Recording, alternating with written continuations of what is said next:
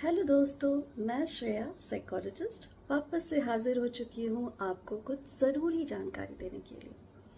आप में से कई लोगों के मन में अक्सर ये बातें आती होंगी कि ये मानसिक समस्या किस तरह की होती है।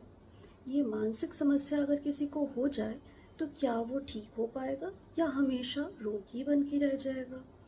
तो इसके लिए आज मैंने ये वीडियो बनाया है और इस वीडियो के थ्रू आपको जानकारी होगी कि मानसिक समस्या किस तरह की होती है और वो ठीक हो सकती है या नहीं। मानसिक बीमारी को हमने दो श्रेणियों में बांट कर रखा है, जिससे आम बोलचाल की भाषा में हम कह सकते हैं कम गंभीर मानसिक बीमारी और ज़्यादा गंभीर मानसिक बीमारी।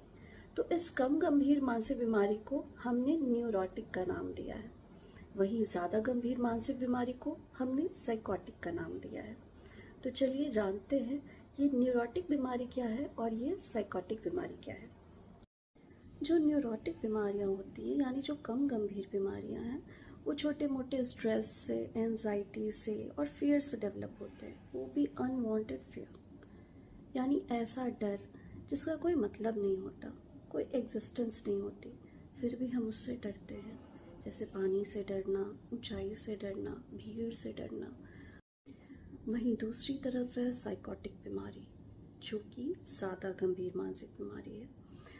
इसमें कई तरह के थॉट डिस्टर्बेंस आते हैं, परसेप्चुअल डिस्टर्बेंस आते हैं, जिसमें कई तरह की हेलुसिनेशंस होती है, यानी कि हमें कई बार तरह तरह की ऐसी आवाज़ें आती हैं जो एग्जिस्ट ही नहीं करती। कुछ ऐसा दिखाई देता है जो होता ही नहीं है, कुछ ऐसी स्मेल आती है जो होती ही नहीं है। एक इम्पॉर्टेंट अंतर ये होता है कि कम गंभीर मानसिक समस्या में इंसान को जानकारी होती है कि वो बीमार है और वो खुद पे कंट्रोल नहीं कर पा रहा है, लेकिन साइकोटिक बीमारी में उसके अंदर ये समझ ख़त्म हो जाती है। वो खुद को ये नहीं समझा पाता कि मैं जो भी सोच रहा हूँ, मैं जो भी देख रहा हूँ, मैं जो भी फील कर रहा हूँ, वो सच नहीं, एक भ्रम है।